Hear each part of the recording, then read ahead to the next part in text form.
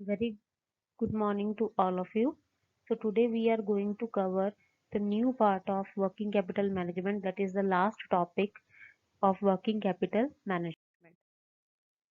In this topic we will cover the determinants of working capital. Determinants means कौन से factors हैं जिनके base पे डिसाइड किया जाता है कि कितनी working capital required है business के लिए.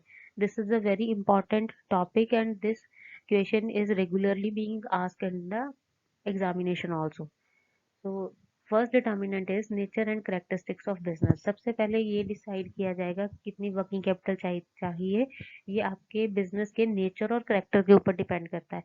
अगर आपका बिजनेस ऐसा है कि जहाँ पे आप रेगुलर प्रोडक्शन कर रहे हो, ठीक है, वहाँ पे आपको ज़्यादा वर्किंग कैपिटल चाहिए. अगर बिजनेस ऐसा है जिसमें आप कोई प्रोडक्ट मैन्युफैक्चर नहीं कर रहे, जस्ट कस्टमर को सर्विस दे रहे हो, तो उस बिजनेस में आपको वर्किंग कैपिटल जो है वो कम चाहिए. Next is size of the business and scale of operation. जितना ज़्यादा बड़ा बिजनेस होगा, जितनी आपका लेवल ऑफ प्रोडक्शन ज़्यादा है, जितना आप मार्केट में प्रोडक्ट ज़्यादा सेल कर रहे हो, उतनी ही वर्किंग कैपिटल आपको ज़्यादा चाहिए. Next is production policy. उसके बाद थर्ड फैक्टर आता है प्रोडक्शन पॉलिसी. प्रोडक्शन पॉलिसी का मतलब है आपकी प्रोडक्शन पॉलिसी कैसी है, आप जितने कितने नंबर ऑफ यूनिट्स बना रहे हो या किस किस टाइम पीरियड में कितने यूनिट्स बना रहे हो, उस पर भी डिपेंड करती है working capital requirement. Length of production cycle. अगर आपका प्रोडक्शन साइकिल जो है वो लॉन्ग है, मतलब आप पहले गुड्स लेके आते हो, फिर काफ़ी टाइम लगता है उसको रॉ मटेरियल को कन्वर्ट करने में, वर्क इन प्रोग्रेस में, देन फिनिश प्रोडक्ट में, तो आपको उतनी ही ज़्यादा वर्किंग कैपिटल चाहिए क्योंकि आपका टाइम पीरियड जो है वो ज़्यादा है प्रोडक्ट को सेल करने के लिए जितना लगता है. तो उस टाइम पीरियड के दौरान जो भी खर्चे मैनेज करने हैं उसके लिए हमें वर्किंग कैपिटल ज़्यादा चाहिए. अगर आपका production policy length of production cycle ऐसा है कि जिसमें आप प्रोडक्ट लेके आते हो और इमिडिएटली वो साथ ही सेल हो जाता है, तो उसमें आपको वर्किंग कैपिटल को मैनेज करने की कम ज़रूरत है. Next is seasonal variation. कई जो इंडस्ट्रीज होती हैं वो सीजनल होती हैं, ठीक है. लेट सपोज जो वूलन गारमेंट्स बनाते हैं, ठीक है, वो एक पर्टिकुलर सीजन में काम करते हैं, बाकी सीजन में नहीं काम करते. तो जिस सीजन में आप प्रोडक्शन कर रहे हो, उस सीजन में आपको वर्किंग कैपिटल ज़्यादा चाहिए. जिस सीजन में हम प्रोडक्शन नहीं कर रहे, उस सीजन में हमें वर्किंग कैपिटल नहीं चाहिए. Next is working capital cycle. Working capital cycle यही हो गया कि आपका जो है वो जो पैसा है, आपकी पेमेंट्स कैसे हैं, आप कितना टाइम पे जो है अपने जो पेबल्स हैं वो पे कर रहे हो, उसके हिसाब से भी डिपेंड करता है कि कितनी वर्किंग कैपिटल रिक्वायर्ड है. Rate of stock turnover. Stock turnover means a number of times you convert your raw material into finished product. जितना number of time, जैसे एक महीने में जितना भी हमारा रॉ मटेरियल है उसको हम 9 times कन्वर्ट करते हैं फिनिश प्रोडक्ट में, ठीक है. तो उस हिसाब से ही आपकी मार्केट में सेल होगी, उतनी ही वर्किंग कैपिटल आपको चाहिए. क्रेडिट पॉलिसी का मतलब है कि आप कितना टाइम पीरियड लेके चलते हो, कितना उधार पे सामान लेके चलते हो, कितने टाइम पीरियड के बाद लोगों को पे करते हो, उस हिसाब से आपको वर्किंग कैपिटल को मैनेज करना पड़ेगा. Business cycles. बिजनेस के अलग अलग साइकिल्स है, जैसे कभी बूम टाइम पीरियड है जब आप प्रोडक्शन भी ज़्यादा कर रहे हो, सेल भी ज़्यादा कर रहे हो. कभी डिप्रेशन टाइम पीरियड आ जाता है जब मार्केट में प्रोडक्ट की डिमांड नहीं है, ठीक है. तो ये वेरिएशंस, जब आपका बिजनेस पीक पे होगा उस टाइम पे आपको प्रोडक्शन ज़्यादा करनी है तो ज़्यादा वर्किंग कैपिटल चाहिए.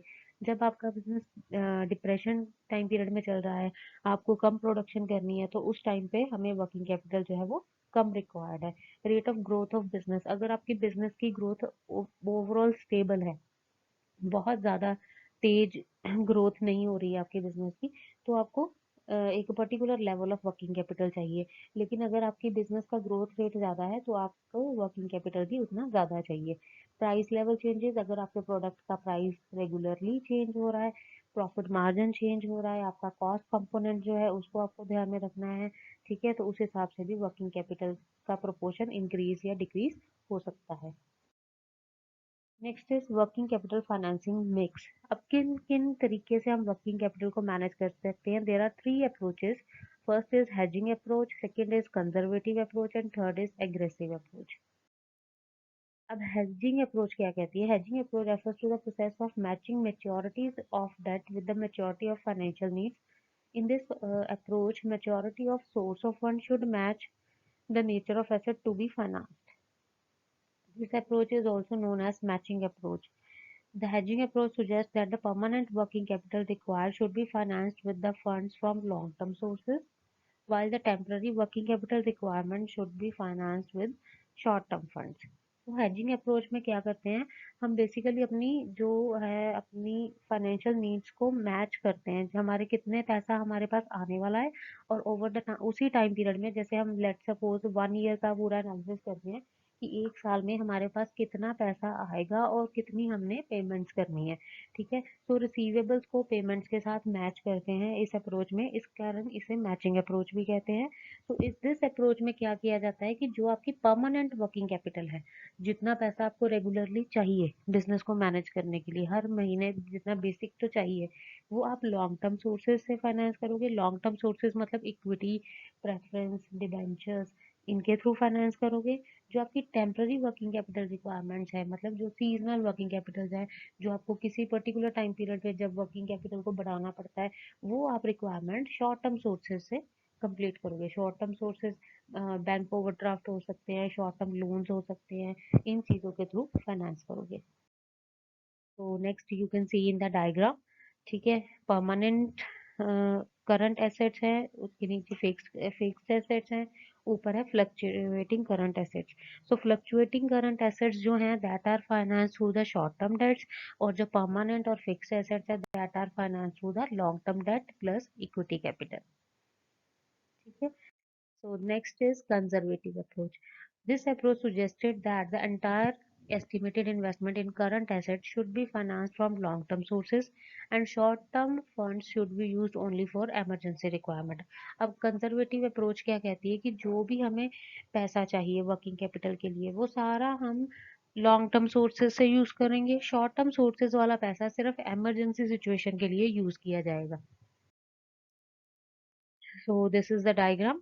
ठीक है, परमानेंट वर्किंग कैपिटल है, ठीक है, उसके नीचे फिक्स एसेट्स हैं, एंड दी एंड उसके ऊपर है fluctuating current assets.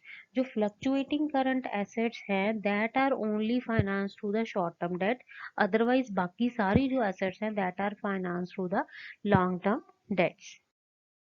Next is aggressive approach. The aggressive approach suggests that the entire estimated requirement of current assets should be financed from short-term sources and even a part of fixed assets should be financed from short-term sources. So इसमें long-term sources का कुछ भी mention नहीं है इस approach में।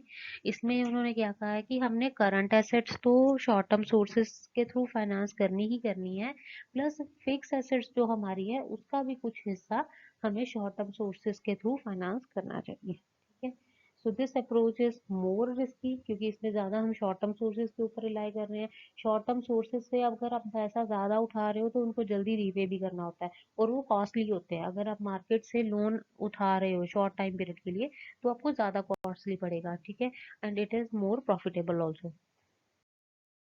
So you can see in the diagram, permanent current assets are there, fixed assets are there, fluctuating current assets are there. Some part of permanent current assets and fluctuating assets that are financed through the short term debt, and other part is financed through the long term debt and equity. So this was the topic for today. So this completes our whole topic regarding the working capital. So next time we will meet with the new topic. Thank you.